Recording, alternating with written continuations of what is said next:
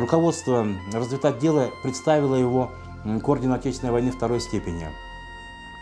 Но посчитали, что и это высокая для него награда. Понизили на один уровень, наградили орденом Красной Звезды.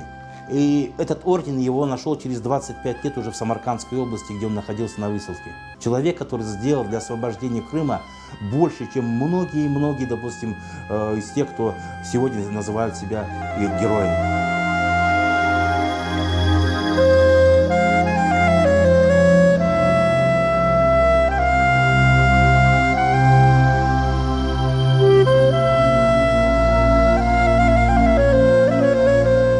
Дети, в конец исхудавшие, это была только кожа и кости, они грызли картофельные очистки и шелуху лука.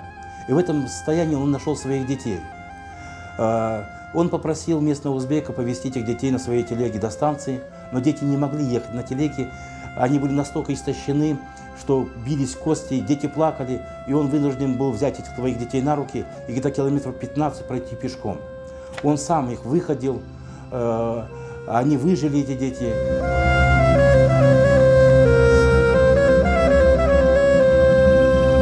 Это человек, о подвиге которого мы должны писать, говорить.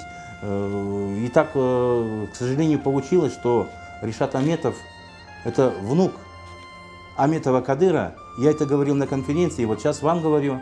Вот так получается, что наша судьба настолько трагична, что одни трагедии переплетаются с другими трагедиями.